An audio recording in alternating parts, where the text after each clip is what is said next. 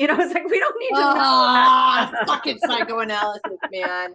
You're stuck in the oral phase. That's why you're stuck in the oral phase. Is that why I'm vaping right now? That is exactly why. Orally fucking fixated. And once we get you Me out too, of Heather. I have fucking daddy issues too.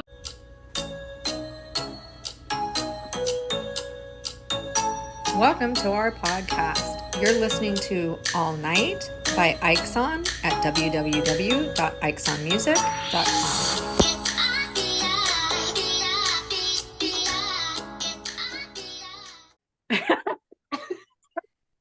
At first, I didn't know what the hell you said, but then it made sense. Okay. Ready, set, go. Blah, I'm telling you, it's that oral. Welcome to oral. What oral, that Jody? oral what? fixation. You're stuck at the oral stage. Forever and always. Welcome to Welcome to Why Complain When You Can Whine, making sense of the senseless. Three professional women attempting to make sense of toxic nonsense while drinking wine. Although tonight, I do not have wine. I am Dr. Jody Larman, licensed clinical psychologist in the state of California. Therefore, everything that we discuss today or on any podcast is purely for psychoeducational or entertainment purposes only. And no, I am not drinking. I have water in this. Unfortunately, it's just water. I swear to you, by the end of this, you will wonder, as I do, but it is not alcoholic. Jody's high on life. My women? I said Jody's high on life right now. High on life. And placebos. Heather. I'm Heather, licensed counselor and domestic violence survivor, and tonight I'm drinking this is really good, you guys. It's like a white peach margarita. Oh, Cuervo. Or does that say Cuervo? Yeah. Cuervo. And it's light, apparently. I don't know what the calorie count is. It's not telling me, but As long as it's not light on alcohol. No, light on calories, but not on the tequila. So it's actually delicious. Under 95 calories per serving. So that means 94 writing, y'all. I can't fucking read that shit. How old am I? It's definitely under 95 calories. I can't fucking read that. So bad. I couldn't either. It's low cal. It's delicious alcoholic beverage. Love it. What glass are you drinking out of? I keep using my Hades glass. I love that glass. Because it's named after my cat, and he just gets it's just a good glass to pour stuff and fuck, man. Just a glass and I just pour to pour stuff in. This is great. This is a good time. Yes.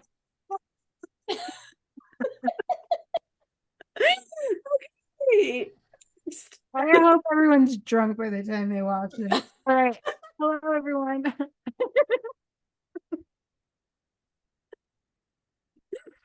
I'm Ashley Paige, yada, yada, yada. You know me.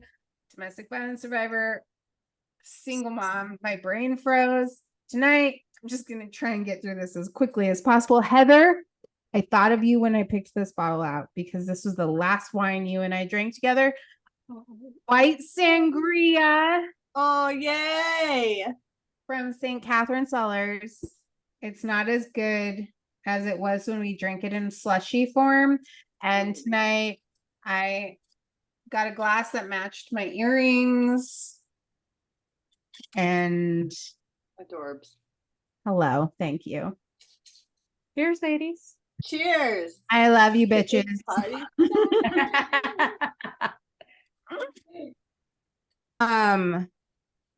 It was what's that dumb fuck's name? Rasheed Grape, the great man. Oh, that fucking guy. Yeah. Tore down. So it was Rasheed. Oh my God, you didn't see that? Okay, so he comes on and says, to all the women who turn down nice guys. Like me, he says. Like nice me. guys like Holds me. up a grape and he goes, you deserve to be graped. Records it. So Yeah. And TikTok allows that. I mean, even if he says grape, everybody knows what he's talking about, and that's okay to be on TikTok, even though it's you're gonna shit your pants when I tell you what else was on TikTok this week.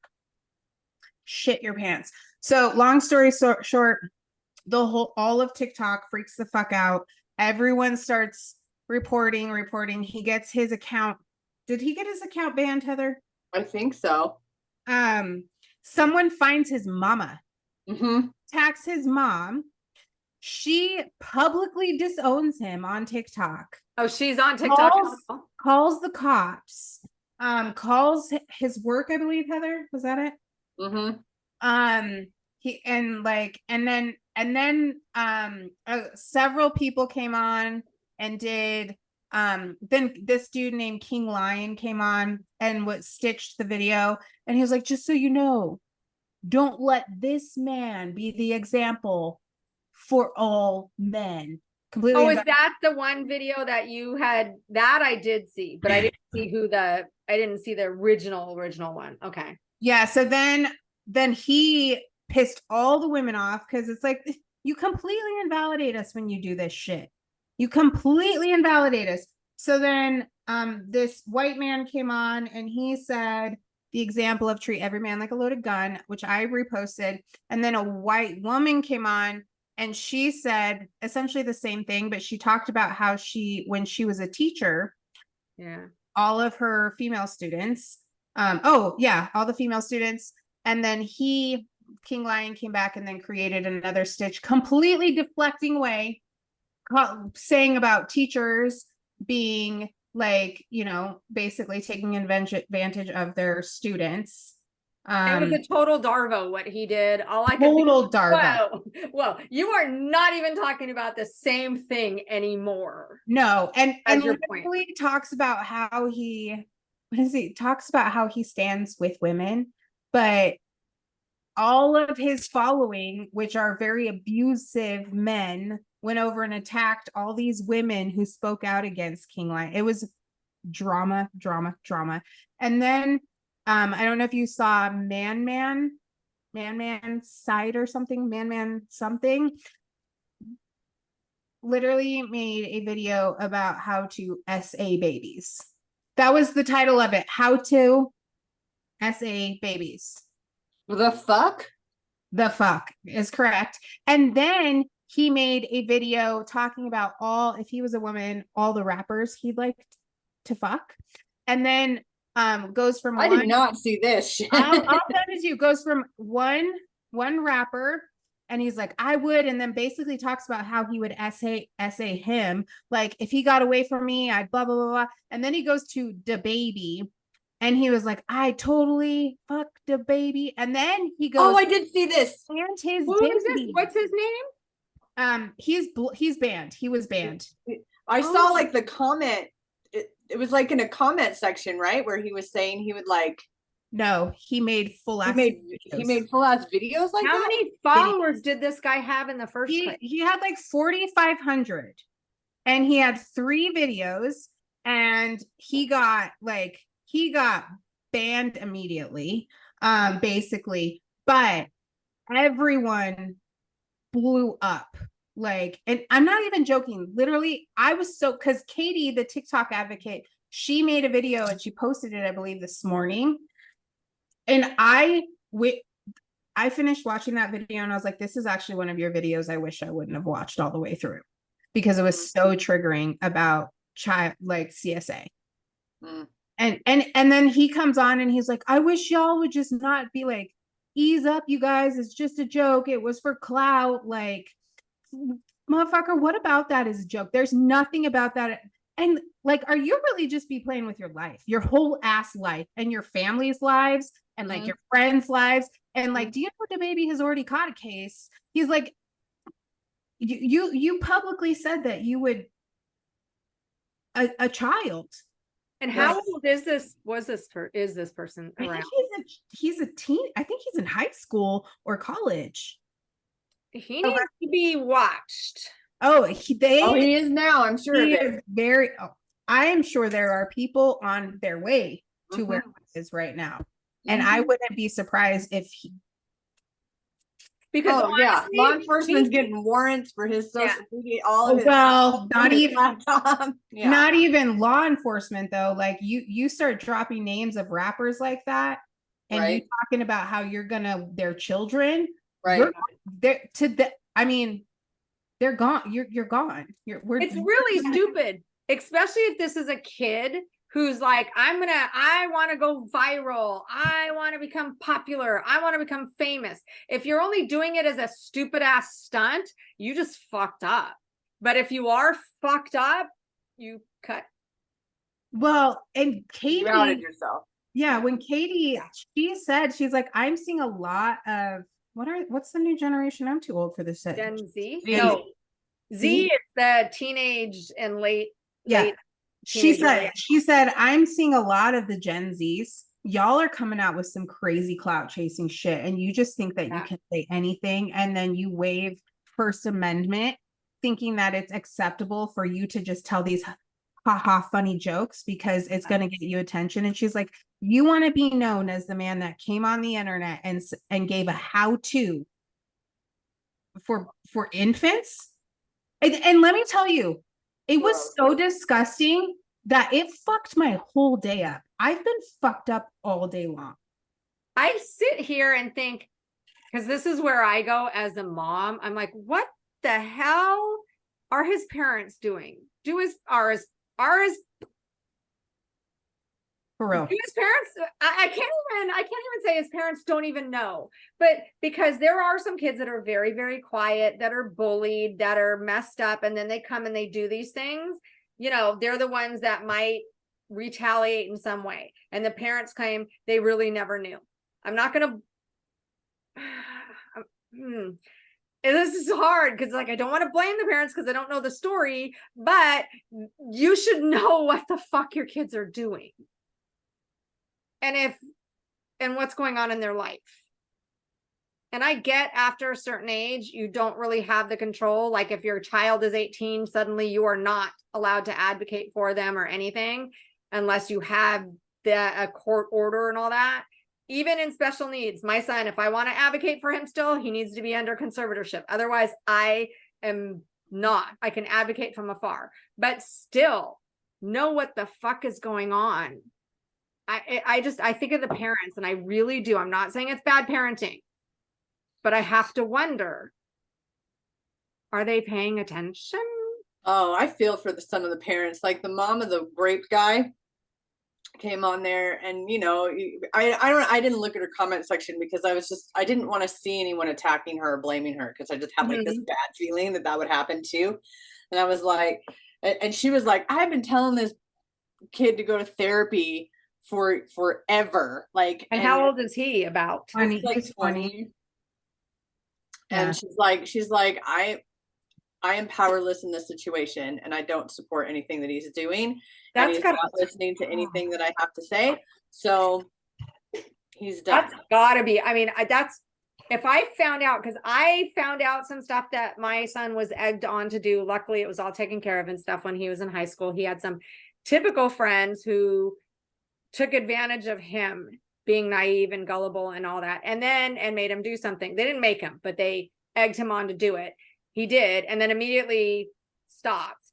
But just enough time for the person to then turn him into the school saying he was doing this. So we met with the school, and I said, you have to tell them what happened, because he's like, they told me. Luckily, the boys did admit, yes, they egged him on and they kind of took advantage of him. So he got in trouble, but he didn't get in the trouble that he could have gotten in. But I took him and I said, okay, now I'm going to show you what happens in the real world if you are ever to get in trouble over the age of 18, especially. And I met with the police department. They gave him a tour of the police department. They gave him a tour of the sex crimes unit and all that. And then he came out of there just like, oh, it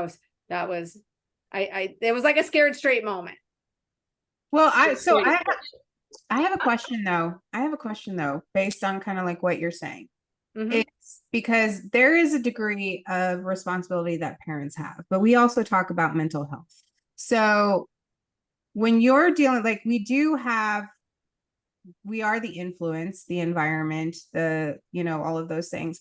But when you're dealing with someone who has like ASPD, if your child has ASPD or like BPD, I mean, there's only so much you can do. Is that right? Yeah. They're not going to have it when they're children, but if they're on the way, but ASPD is ASPD is conduct disorder. Yeah, they will have that as children. I have had people that have said to me, my child killed the cat or killed the dog and is now coming after his siblings and is like ruthless. And I'm just like, I know, but she said BPD too. So I was just, BPD jumped down my fucking throat. Yeah, no, but was BPD one of the other ones that you can get diagnosed early? Was that the other one? What's it's not is it not a cluster B, but isn't there another one you can get diagnosed early? There's conduct disorder and there's oppositional defiant disorder, which is not, there is not personality disorder though. Personality disorders can't be diagnosed until you're 18. So conduct disorder goes from conduct disorder to antisocial, or is it to have antisocial personality disorder, you have to have evidence of or a diagnosis of conduct disorder before the age of 15. Oh, okay. Got it. Yeah. Got it. We do our intro. We could do it at the end and even edit it in. It don't matter. Just gotta remember to do it. But yeah. I think it's hard for like I think kids who have behavioral issues and I think parents end up like my ex-husband, his daughter had PTSD, ADHD, and she was on the spectrum. So, and she had a lot of behavioral problems. There were times I had to like pick her up from school because she tried to stab some kid in the eye with a colored pencil. And so, but just lots of behavioral issues, and she was on an IEP, things like that. So like parents, I think, who know it's mental health related are already, I want to say, are doing the best they can. There are some shitty parents out there that are just dumb and don't give a fuck. Yeah. But to the people that actually care about their kids, which is like hopefully all of our audience, like I think that they do the best they can with the mental health component of things.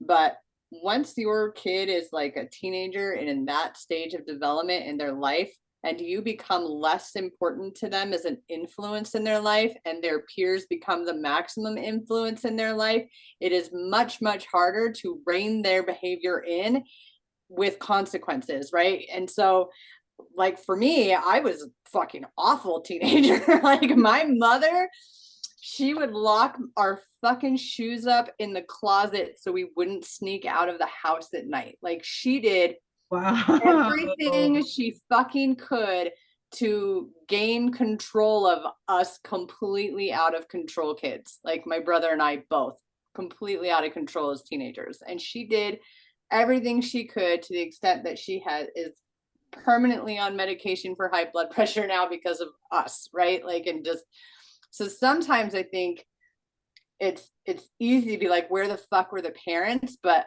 as someone who caused a lot of problems for my parents, I also know their parents, they're like, man, I have been trying to get this bitch to stop, and she wouldn't. Like I did everything I could.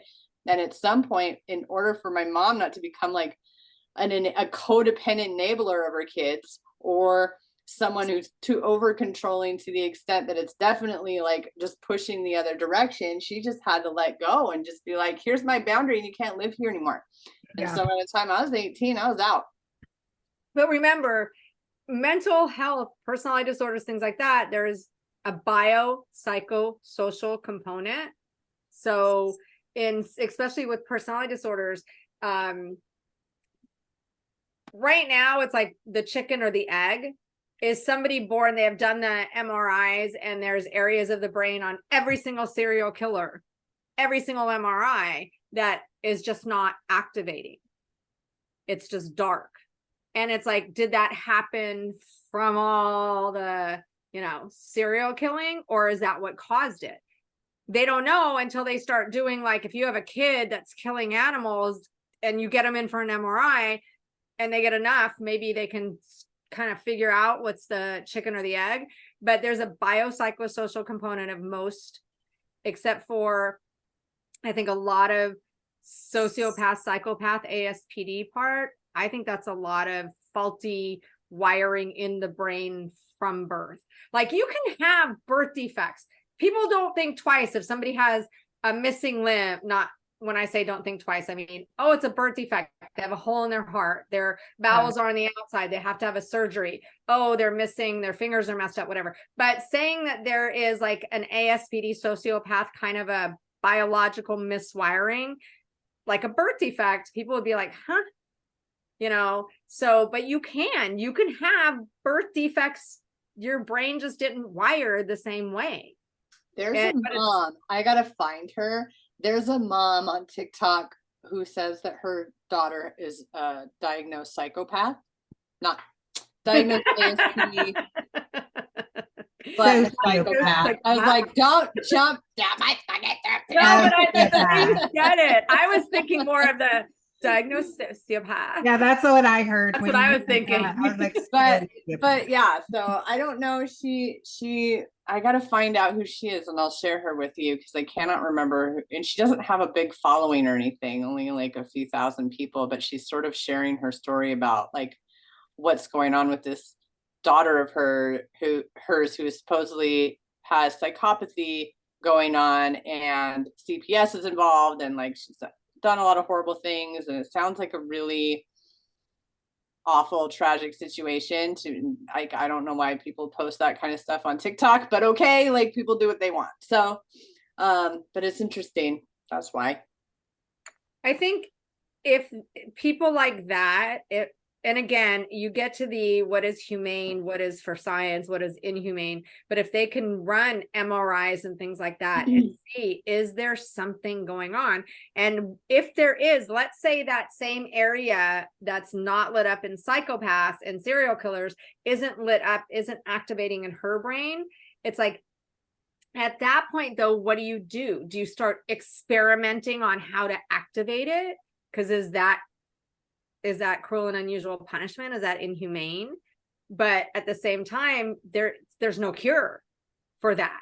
So what's his name? Dr. Amen.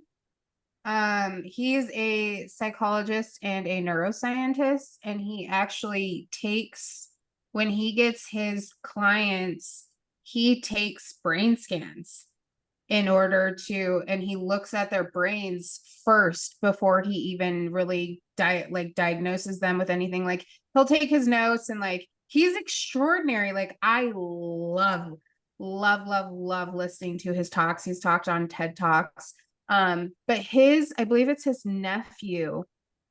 I think he had ASPD or something like that. He really, not ASPD, but the can't remember the name. I've had wine. Conduct disorder, or what? Yeah, when they're children. Conduct disorder. Yeah, conduct disorder. His nephew, I believe, was doing that, and he was just out of control. And so he brought him in, and then he was suicidal, and so he brought him in. He did a brain scan on him, and he saw that there was a part of his brain that wasn't activating, and he did some research. They changed his diet, and then they did some kind of like therapy or something on him, and they got that part of the brain to start working, and now he's like healthy and like he's successful and went and got a job, and he does all of that. So he combines the neuroscience with the psychology, and it's brilliant. I love that shit. I love that. I love reading brain scan reports. Like, I've only had a couple that I've ever seen with clients that have come to me in treatment, and they came in this like black book of awesomeness, and it had all the diagnosis stuff and the brain scan and like what it all meant. And I was so fascinated by it. Like, if I were to go back to school, it would be to be a neuroscientist, because I think that brain stuff is fascinating. For sure. We could go together because I'm obsessed with neuroscience. Yeah. One of the girls that I worked with, she did because we used to do biofeedback. We had a biofeedback setup and everything, but she had the one where she put a cap on people, and so it would be doing delta waves and things like that. She'd be measuring their whatever and trying to alter the brain waves. And the difference is with biofeedback is you're watching it happen as it's happening. That's what biofeedback is. It gives you automatic feedback of biologically what's going on. And so it was kind of neat to see how playing like different music all of a sudden changes the brain waves, and how relaxation does that. So it would be interesting to see, it'd be fascinating to see if he could replicate that. But then again, you have to have someone that's willing to put because if it's under the age of 15, you're probably going to have a much better chance. But who's willing to like say, yes, put my child through that? But then again, is the child going to cooperate as well with something like that?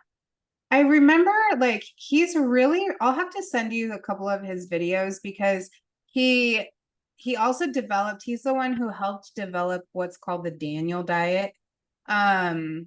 It's like this 40-day like fast with specific foods and things that's like geared only for brain health. Like you don't fast for 40 days, right? But no. It's basically it's not. It's like a fast from all kinds of bad shit. It's like only brain. Everything in the diet is for brain health. It's all geared toward fixing, healing, and like detoxifying the brain. And he said that psychologists are the only doctors that don't take a picture and actually look at the part that they're trying to fix. And so that's why he combined the neuroscience with the psychology in order to help his patients. I wish we could. I want to go see him so bad. Like, I'm like, how much do you charge? How much? That's why that's not accessible, and that's why we don't do it. Like, because I would be referring to clients for neuropsych stuff all the time if I could, but it is enormously expensive. Even when you go for neuropsych testing, you don't get that, because that is super expensive. And I wish we could, and it's so true, because I used to tell my inmates, because they would be like, you don't know that I'm faking. You don't know. I'm not faking, whenever we would try to discharge them. And it's like, look, we go to school for a lot of years to learn and to diagnose and to observe and to know what we're looking for. So no, I can't look at an x-ray and say that your bone has healed or your bone is broken. However, I can watch and observe and listen. So and it's just like, if you go to a doctor and say, look, this is cancer, I want chemo. And the doctor's like, that's not cancer. You're not getting chemo. And you're like, yes, it is. Telling me that I'm really seriously mentally ill. It's like, I know what to look for, but I wish there were blood tests. I wish there were tests just to see what the neurotransmitter level is in your brain, because that stuff, that would be great if we had better markers. And I think maybe, I don't know how many years from now, not in my lifetime, but they'll have scans that are going to be easier and cheaper to go and get an insurance cover and all of that, to see what the changes are, because you are in therapy with therapy rewiring the brain. So it would be really cool though to see what area it would help treatment so much. And I really do believe, I am not one on when there's doctors, I'm not talking about this guy, but when there's doctors that are like, buy these supplements, buy my supplements, buy my program, buy my whatever. But I do believe that there are things that are just like when you need supplements like vitamin D or whatever for your body. When my son was learning, well, he was 3, I want to say 3 or 4. And they said he had childhood apraxia of speech, which is like an aphasia. But what happens is the brain is fine. The mouth is fine. The connection between the brain and the mouth is not functioning. So he may think he's saying a word, but it's not coming out as that word. Or like they pointed to a color and it was yellow. And then they point to another color. And the last thing he said was yellow. So he would say yellow. Not because it was yellow. If they said point to blue, he would point to blue. But because he just said yellow, it would be yellow. He very rarely talked. They would say, and you couldn't necessarily understand him. It took a long time for me to understand him. And his speech pathologist told me about, she said, there is this study that has been done. It's a very small study. It's only 19 subjects, but it was 19 kids with apraxia of speech. They gave them omega-369. And within 2 weeks, 18 of the 19 started speaking clearer. And so I was like, I don't care if it's a small study. I asked the pediatrician, I said, can this harm him? Can omega-369 harm him in any way? And the pediatrician said, no, not at all. Anything that he doesn't take, he'll pee it out. So I didn't tell anyone that I was doing it. I didn't tell one person. And I went to like, it was either like a Christmas holiday party thing. I went there and his teacher said to me, by the way, I don't know what's happening, but within the last like week or two, he has been talking so much more. And I'm like, okay, that's all I need to know. I don't tell anybody. Yeah. So he's been taking it. He takes it to this day and he's 21. So it's like, I do believe that there are things that will strengthen your neurotransmitters that will help your brain health. I don't believe in these quacks. Like when chiropractors say that they can treat everything in the world if you just buy their supplements. I don't go for that. But when there is research backed that this stuff actually, I totally believe it, because why not? If you can have something that helps your heart, why can't you have something that helps your brain? Well, and when I was pregnant with Naya, I spent the entire pregnancy learning everything I could about what I needed to eat while I was pregnant to like build the healthiest, smartest baby. And then when I had her, like I was figuring out, because I breastfed her, like what do I need to eat to create the most potent breast milk possible so she get sick. And then when she started milk. But then when she started eating, I was like, what does my daughter need to eat in order for her to be a baby genius? And everything that I read said, do not give your baby sugar unless it's breast milk for the first year. Avoid like fruits and like grains. And the very first food should be a soft-boiled egg yolk, not the white, just the egg yolk. And then grass-fed butter and avocados and coconut oil. It was all fat. It said the brain eats fat. It lives off of fat. Like if you want to build a healthy, and if you build a healthy immune system and building a healthy brain, give that baby breast milk and all fat. I shit you not, like I have it documented and recorded. Her first word was mama when she was 5 months old. And like you guys have heard her speak, like she's just very intelligent and fat. And that's Dr. Amen's diet too, is it's mostly geared around like omega-369 fats and things like that. It's incredible what we could feed our brains. And he also, I would like, you girls would geek out on him because Dr. has a study on reversing.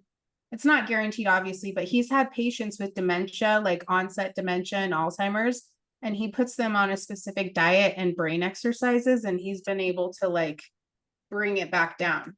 Oh, brain exercises, totally. Doing things like crossword puzzles that make you work both sides of your brain. Stupid Sudoku, which I hate, or Sudoku, or whatever it's called. I don't know how to say that. But doing stuff like that, trying to learn a language every once in a while too. If you're right-handed, trying to like write with your left hand doesn't have to be great, but it just makes both sides of the brain work. And you know, I am all for, like when my husband was diagnosed with cancer, I went to the surgeon, and thankfully he had a good surgeon. And I said, I want to do whatever I can on the non-medical side. Like, what should he be eating? And if this stuff isn't known to cure, is it harmful? And if it's not harmful, I want to try it. Like these different vitamins and stuff that are supposed to help your immune system. As long as it's not something that will harm him, I'm all for it. So that's my thing is like, if it's not something that can have an adverse effect because it hasn't been really proven. It's just anecdotal, and then I'm not going to try it. But if it's something that is said, like, there's no harm in feeding your child the absolute best diet you can feed them, unless, of course, you're feeding them something that's neglecting vitamins and minerals that they need to grow. So having a good diet and doing it, I'm all for that. All for stuff like that. It's just that people don't always necessarily believe that things that we eat are going to affect how we think and feel. Which is insane because the fucking, the mind and body are like the They're same like entity. Like they're like not separate. It's not a separate thing. It is all interconnected. Our immune system is communicating all the time. My psychoneuroimmunology, my health psychology is psychoneuroimmunology was my area. And it's like, how can you people not understand this? I don't understand how people realize that. Yes, our brain and our immune system and our body and all of that is it's all one thing. It's not independent of each other. So no, and if one goes to shit, the other one's going to shit too. So you need to take care of them both. And I tell my clients, I tell people this all the time. I don't necessarily believe we can cure ourselves of diseases.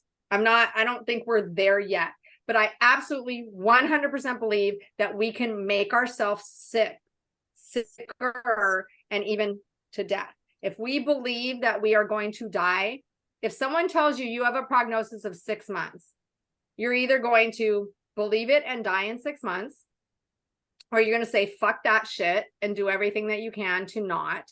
And I know people that were like, they were told 3 months and 13 years later, they were still around, you know? And I know people that they were told 2 months and 2 months they were gone.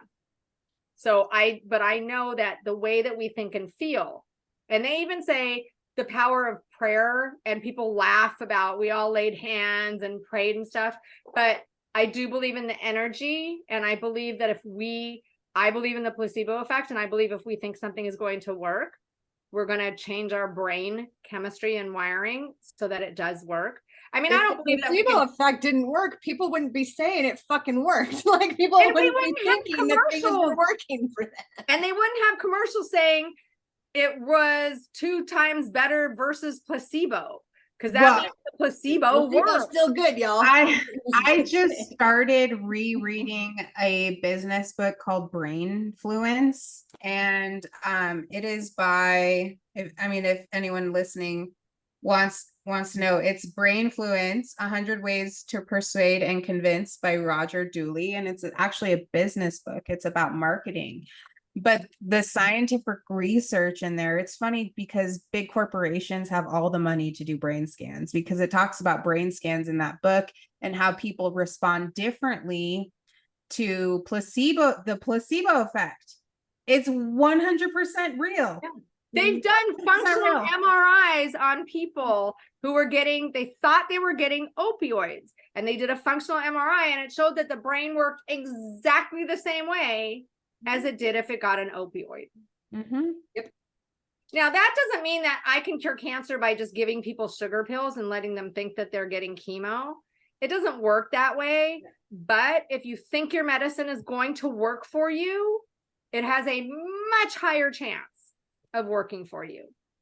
It's just like mind and body connection. Have you ever seen people drinking non-alcoholic beer without realizing it's non-alcoholic? No. They get drunk. I've never had non-alcoholic beer. Yeah, if you give someone something that's non-alcoholic and don't tell them it's non-alcoholic, and you tell everybody thinks it's alcohol, you're going to see people getting buzzed.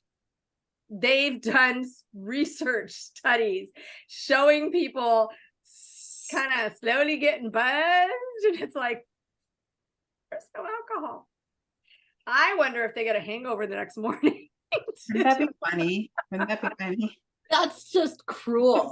That's just not even. I don't know why you have a hangover. You had no alcohol at all. That's just not even nice. But you know, It'll be like as if Heather came and spent the day with me at the wineries. Right? fun. Mean. But you know what? It's also the same thing where, and this is not going political, people. Please don't think that. When people are given vaccinations, when they're doing testing, clinical trials on medications and vaccinations, there were people that had adverse effects to the vaccine that never got the vaccine. They were given the placebo, and yet they still had shakes and chills and all of the things that people that got the vaccine might have gotten. Yep. Well, I mean, there's a lot to be said though about how powerful the brain is. I mean, like my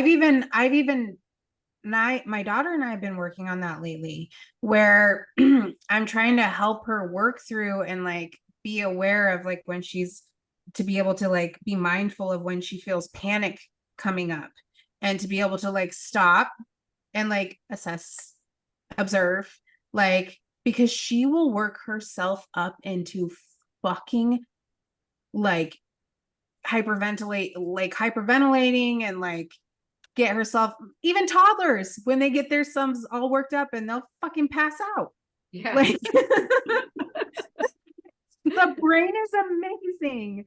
It's like, and even if we're afraid, even everyone's hearing about this new COVID variant, it's amazing what will happen with our brains when we either decide I'm good to go, Yeah. I'm good, or I'm gonna get it, and then we start getting sick. Yeah. Oh, people that are like, oh, I know I had it. I know I had it. I tested negative 5 times, but I know I had it. Why do you know you had it? Well, because my friend had it. I had the same symptoms.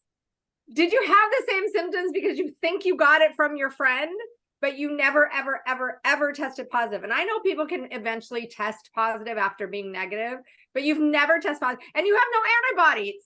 So you don't even have antibodies. So do you think you really had it? Well, I was really sick. I think it was, what do they call it? Sympathy pains. Yes, men get that when we're pregnant. Yep. That's why they gain weight too. It's Yeah. funny how they make fun of us for gaining weight. I saw the coolest scientific study, since we're talking about the brain. I saw the coolest TikTok. It was a man sitting in a room in this lab, and there was a scientist with him, and he was sitting right next to like a partitioner on this side of him. The mirror box. They took his arm on his side and they took a fake hand and put it right in front of him. And they literally manipulated his mind with this ruler and like were tickling his hand and like literally trained his brain to think that fake fucking rubber hand was his. They do that for phantom limb syndrome. Oh, but my God, like this, watching them train his brain, I was floored. Mirror neurons. About how dumb our brain is and how amazing our brain is all at the same time. How plastic it is. And that's genius, because there was a time when we didn't think our brains after a certain age could change. That we were just like, this is it. You're 30, you're done cooking, everything's fine. This is who you are. There's no changing you. And now it's like, we know that the brain is so plastic and malleable, malleable. I love drinking today. So that, like, we know that now, and now we can like carve new neural pathways. Now we could do so much shit to manipulate our brains into doing whatever the fuck we want them to be doing. So do it. Well, it's so cool. It was really crazy because I don't know if you guys saw it, but the hand that was sitting in front of him was clearly fake, but it was wearing his shirt, and they smacked it with the hammer. And this dude came out of his skin thinking that, like, and I just was like, it was shocking and amazing all at the same time. And like, my brain was asking itself, how many times have I been manipulated into thinking something was real when it wasn't? Feeling pain that wasn't really there. And then we could have an entire conversation about how our abusers do that to us.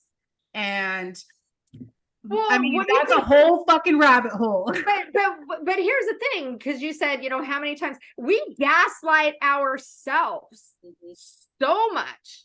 We're probably worse than our abusers when it comes to gaslighting ourselves. And unfortunately, even when we gaslight ourselves now, coming from abuse, it's like double, because now we gaslight ourselves while we're gaslighting ourselves. Like, wait, did I actually do that? No, I didn't. Yes, I did. Wait, he said I didn't. So we're double going in circles. But what was it that you had just said about being malleable?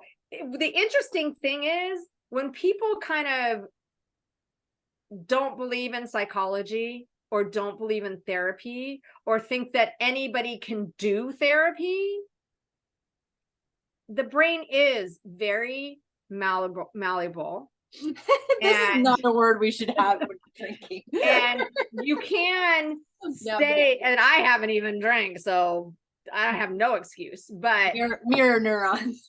Knowing sympathy drunkenness. But knowing how, this might sound really, I don't even know, but knowing how to, life is manipulation. Everybody manipulates. Kids manipulate, animals manipulate, we manipulate but I call it manipulating for good and not evil. Because when we want to make friends with someone, we're nicer, I to call kind it of influence them. Influence. That's what, influencing them. But it's a form of manipulation.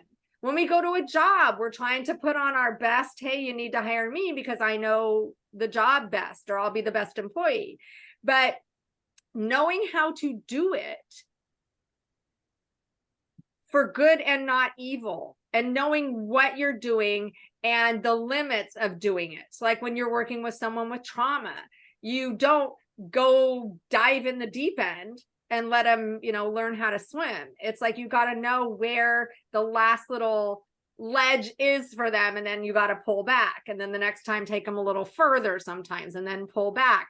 So you got to know how to manipulate the brain, if you will, which is not an easy thing. And that's why it's not anybody can go and do talk therapy, or anybody can go and do mental health, because it's just harder than it looks. Well, I think it's a lot like what Heather said. So like, abusers manipulate people in the brain in order to get their victim to do what they want. Healthy people utilize influence in order to help influence the person to make the decision that they want for themselves with all of the information that's presented to them.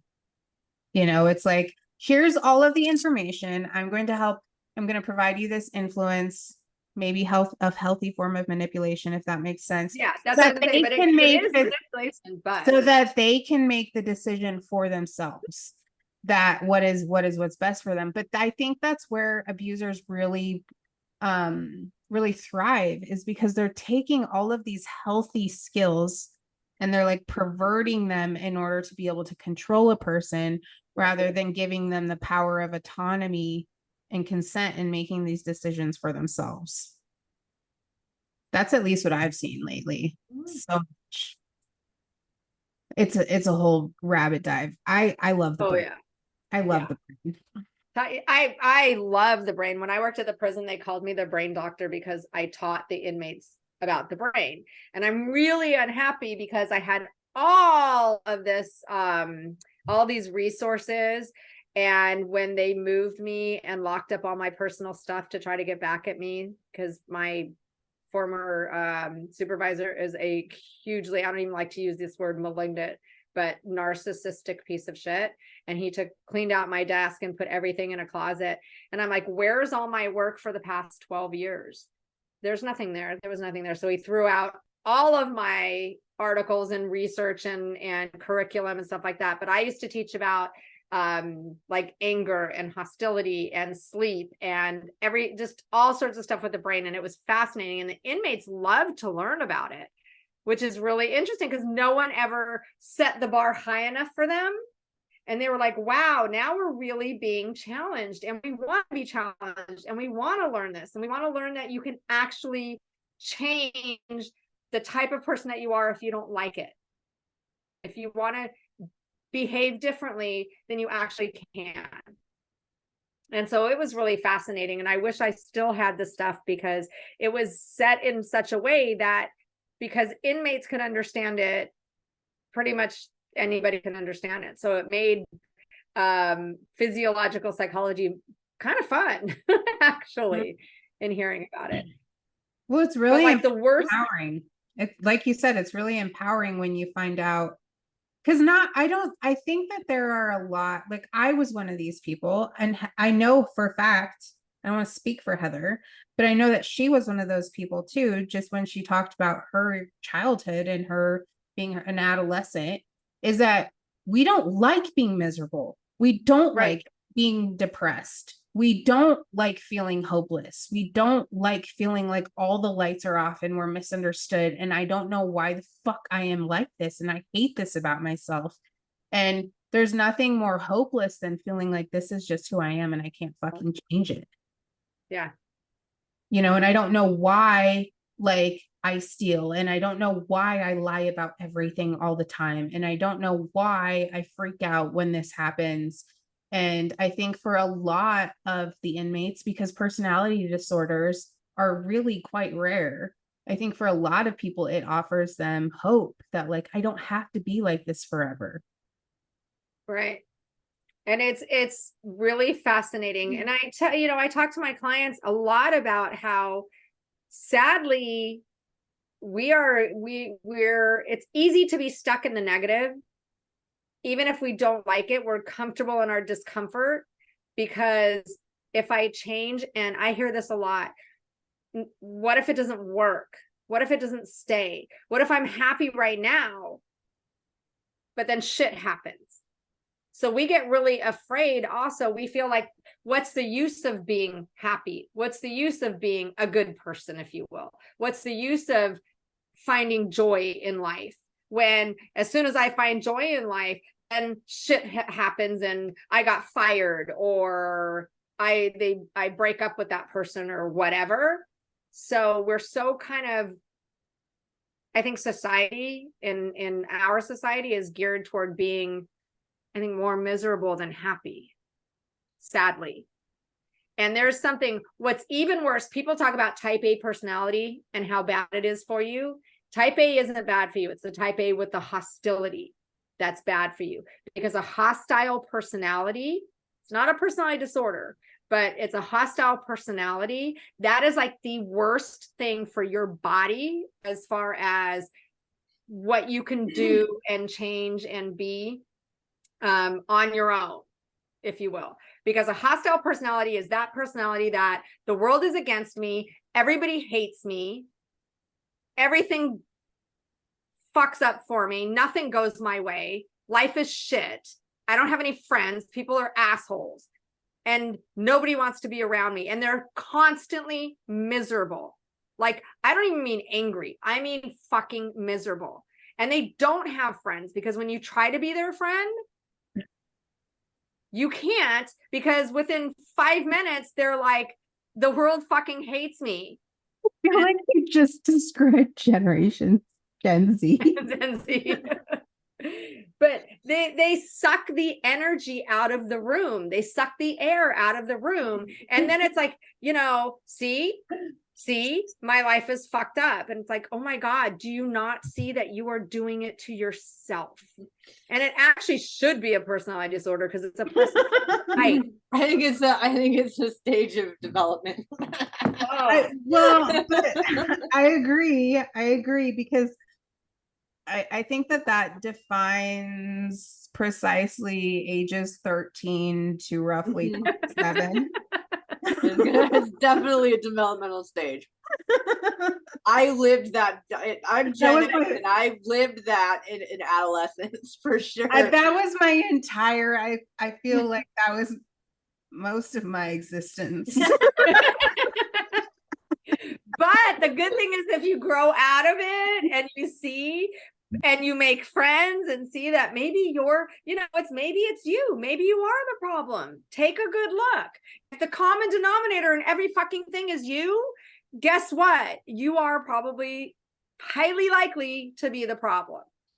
But because that's the worst for your body, going back to the brain and the body and the immune system, all that. A hostile personality, you are constantly pumping out glucocorticoids, which after a while they're called hostile hormones, because they're not bad in short term. It's our fight or flight hormones.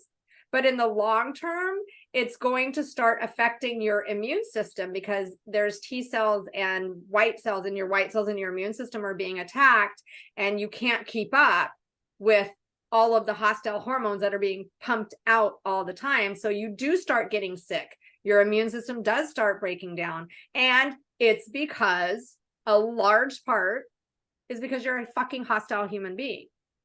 Like, take a breath, learn some mindfulness, learn some gratitude, whatever, go to therapy, take some responsibility, and you might start feeling better as well. Because usually hostile people also have a lot of problems physically.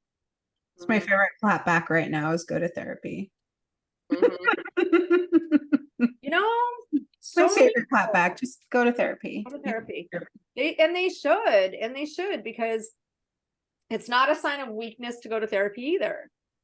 It's a sign of strength. If I have some incredibly courageous men in therapy right now. I think it makes a big difference. And I like the people who say it's also not time limited. I know that there is brief therapy that works on just the issue that you're there. You work for about 6 weeks or whatever, and you're done. But, and this is not psychoanalysis. With psychoanalysis, you are in it every single day for like the rest of your life, because they start at the year 0 and work the way up. Like, I had a professor who, she said she was a psychoanalyst, and she sees her people Monday through Friday every week. And then How expensive is that? That's funny, because the next sentence out of her mouth was, "It's not about the money." And we're in class kind of going, that is the rich people's therapy. Mentioned anything about money, but we all know that it is. Yeah, they go, and they're just constantly learning from day one, kind of how the first 5 years of their lives fucked them up. I don't, but there are key moments that are buried in my childhood that I don't need to know how it fucked me up. Right. Sometimes I'm with you. It's like, I know it fucked me up. Don't need to know. I don't need to go talk about it with anybody. It's like the dog that buries all the bones. Right. I don't need to know that they're there. Thank you. You don't need to know there's bodies buried. We don't need to dig them. Why would we dig them up when I don't know they're there? I feel like, let's just work with what we've got. You don't have to dig them up. This is just rich people therapy. This is like, I don't feel like re-traumatizing myself. Thank you. Like, yeah. It's like your past. Yes, your past is extremely important in who you are today. Today is going to be important in who you are tomorrow, right? But we get to decide every day what part of us we want to continue to bring into tomorrow and what part we want to leave behind. So in a lot of things, yeah, it's important to know why you are the way you are, going back to your childhood. But I don't mean we have to dissect your childhood. Like, if you say, oh my God, I know when I was little, if I ever touched the stove, my mom would freak the fuck out. And so I grew up like, I can't touch the stove. Okay, that's important to go back to your childhood to see that that's why you don't want to touch the stove. But we don't need to then go into, well, what kind of a parent was your mom every other time? What else did your mom do to you? Did she lock you in the bathroom and maybe you're repressing it? You know, it's like, we don't need to know that. Fucking psychoanalysis, man. You're stuck in the oral phase. That's why you're stuck in the oral phase. Is that why I'm vaping right now? That is exactly why. Orally fucking fixated. And once we get you Me out too, of Heather. I have fucking daddy issues too. And I cannot remember if anybody is psychoanalytic listening to this. I can't remember what year that the oral stage is, but that's where we have to take you back and get you unstuck. So if it's at the age of 4, we got to go back to that age and get you unstuck. And then the rest of your life is going to be fucking great. Freud was a genius in his time. But like, But Freud was go a back coke there and see addicted. what else he did back then, because he was not a good person. Okay, I'm just addicted. all I'm saying is that in order for Yeah. Freud to have been where he was, Mhm. I just want to know what Freud was suppressing in order for him to Yes. Oh yeah, everyone knows he was in love Yeah. with his mother. He was in love with his absolutely in love mother. with He his was a mother. coke addict who was obsessed with sex. Yeah, and his own mother. He was in love with his own mom. Yeah. I feel like most of Freud's discoveries was a massive projection. Absolutely. But it taught us so much about what the fuck projection is. And we learned a whole fucking lot from him. Like, we did really learn, like, oh, sex and aggression is probably a thing we should be talking about. But, like, it wasn't the end all be all of our psyche. So if I Okay, just, I get a Freudian slip. I Freudian slip now and then, you know. I Yes. got, do you guys remember the text that I got the Freudian slip in? It was like, I pray. Oh, yeah. I'm Oh yeah, praying for you. PREY. And it was PREY. And I was like, is that a Freudian slip? It is a Freudian. That's Freudian slip. I feel like if I want to become world famous, I just need to become a psychologist and then project all of my trauma onto the rest of the world. No, you don't even need to become a psychologist. Just say you're a mental health expert and this is your theory, and then spread that theory, which is you're projecting whatever shit that you have is everybody else. That's how the field was made. You know? And it's so I know people who still are psychoanalytic. I don't understand it. I went to school with a girl that lives in Brazil, and she said that's what it's a lot of psychoanalysis in Brazil. But she said in her office, they have nothing. Like, we didn't nest in prison because you don't want inmates to see, you know, family pictures and stuff, but we would still put personal things out. Like I had, you know, like my Dallas Cowboy stuff, because it's innocuous. It's nothing's going to gain from that. But they have nothing at all in their office. And she said, there's a couch. The client lays on the couch, and she was dead serious. This was not a joke. The client lays on the couch, and we have our backs to them. We don't even talk. And I'm like, what? That does not sound like that. That sounds kind of scary to me. I don't like that. Where I'm just talking to a room and someone with the back. Association, just yeah, and she doesn't talk. She doesn't. God forbid self-disclose anything, even her name. Like, it's her last name only. You know, she won't even, if they can't even know the first name. But so I go into a room, I sit or lay on a couch, and I just start talking to myself, and you take notes. Yep. That's what it sounds like. But I'm just curious, like, why wouldn't you just give me a room where I'm not feeling judged by a strange person with their back? then you're not going to do psychoanalysis. And then just record it. That's not psychoanalysis. And then just record it, since I have my back. You'd have your back to me. How do you know you're being judged if you can't see my face? I may not even be awake. Maybe I'm asleep. No, psychoanalysis is blank slate. You don't get nothing. You don't get judged. You don't get validated. You don't get shit. You get nothing. Blank slate. No one gets to see you. You talk. They write. And eventually you'll learn about yourself. I don't even myself. I don't understand. I don't understand how it helps. I think even just, and this is like just an example of the brain. I think even just be someone being like, I'm going to go see my psychoanalyst, I would already be like, fuck no, not going. Because if I say my psychoanalyst, then already I'm claiming psychopathy. I'm sorry, I can't see you. I'd rather go see my psychologist, because then at least, you know, I'm not fucking psycho. Like, honestly, you know who Woody, I mean, I hope you know who Woody Allen is?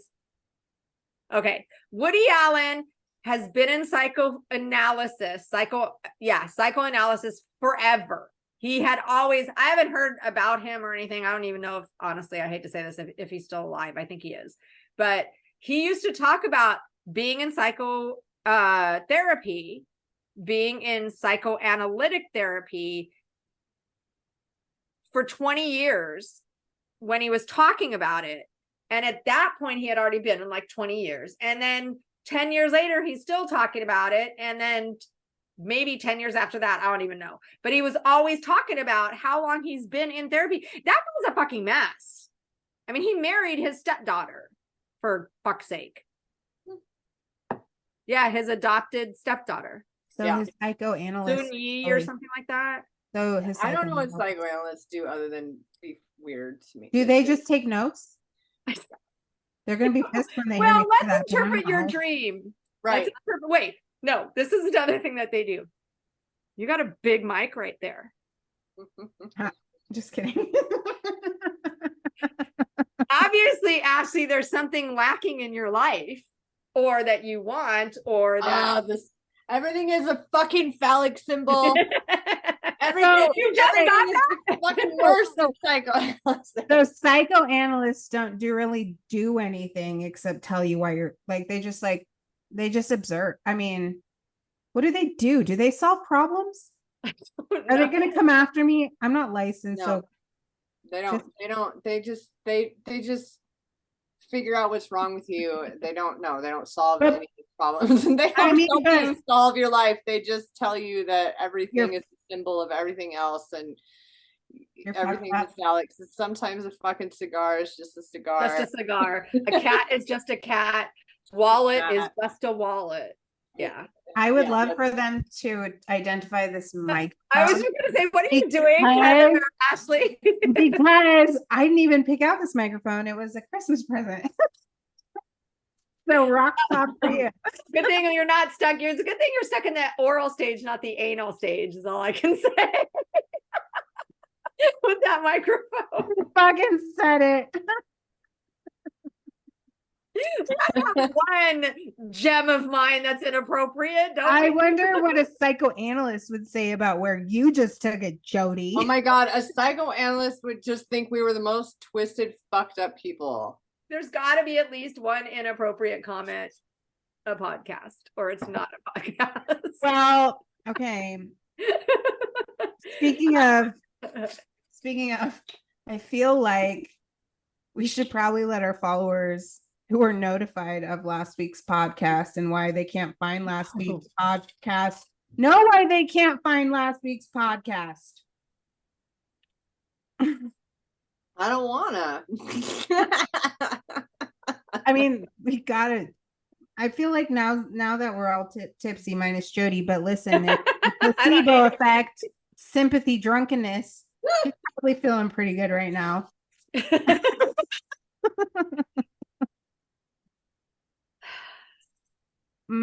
So we posted a podcast last week, and then We attempted to a couple times. a couple of times, and then we had to take it down. It was a really great podcast. It It was. was a fucking awesome podcast. It was an amazing podcast. But our guest has snooty PR people who didn't want. not appreciate it. Yeah, Yeah. we had to take it down. So we had to take it down. Some fucking people told us what to do, and we listened, and we don't want to talk about it. That's it. Like, that's it. We're not going to talk about how we surrendered, because fuck that. But let's just say a couple weeks ago with Lizzo, we talked about branding and our brand. And if you've watched any of our podcasts by now, you kind of know what we do. This is what we do. I'm going to say an inappropriate comment. Or We're all gonna laugh about it. We're going to cuss. We're going to drink. That is what we do. That is who we are. And we're not going to change that. We've gotten more than enough thank you comments of people who appreciate what we do and how we do it. And we're going to keep doing it. But the guest that we had has their own amazing. brand, and the people that are in charge of him maintaining that brand did not think it mixed well with ours, apparently. and so asked that we re-record it with him, which we may do down the road. Although I'm gonna just say that it was one of the best podcasts It was so great. ever fucking recorded. And when we have guests on, it is all about authenticity. It's about we want to experience you and have a real, hilarious, unfiltered conversation with you. And I don't feel like anything that was said in that podcast was inappropriate, that it was disgraceful, or that he should be ashamed of anything he said. At all. It was No. fucking hilarious and fun and entertaining, and also very insightful. And so it's really unfortunate that and as a brand specialist, I do to a certain degree understand, however, our conversation with him wasn't much different than his TikTok video. So I was slightly aloof. But so if you guys saw the notifications that we posted 2 videos and then you couldn't find them, it was because we were asked to pull the video down, not because of him, because he quite liked the podcast, but because of his PR team. And so we're not bitches and assholes. And we respected it. Well, we respected our guests. Him. As survivors, we were very pissed off that we had to pull it down because we don't like people silencing our voices. Right. Yeah. But we wanted to maintain the relationship that we have with our guest, and we wanted. He's amazing. He's great, and he said he loved it, and it was relaxed, and it was. He very, very, very rarely, if ever, does podcasts. He turns them down. But he had a great time on our podcast. He fully enjoyed doing it. He said, usually podcasts are interrogations. Mm-hmm. He said, this one was so relaxing and comfortable, and he really enjoyed himself. That was the point. That's what we do. We just have a good time. That's all we're doing. We're just making sense of nonsense, having a good time, drinking. But just like we said in this episode, they like to manipulate the brain. And so we had to pull it down. And perception and reality aren't necessarily the same thing. Mm-hmm. Because what someone's perception of one thing is, another person's perception might not be the same. And you're going to perceive something based on your morals, values, history, brand, and whatever. So you're going to see what you're going to see, sadly. But out of respect for our guest, who we really, truly enjoy and like, we took it down because of him. That was why. And on that note, shall we stop explaining ourselves? Call it a day.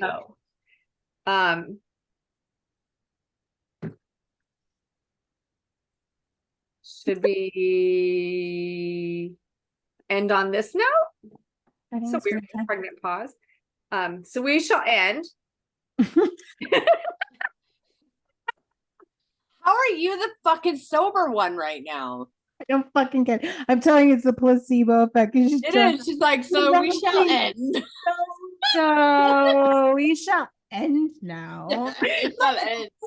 Okay, I had micro radio wave pulse. That is no, shut up. That is not an excuse. No, and I'm saying maybe it's the high from the friends from that now. That's we just had a whole fucking conversation on the brain, Jody, and now you're trying to gaslight our audience into thinking it's your microneedling. Shut the fuck up.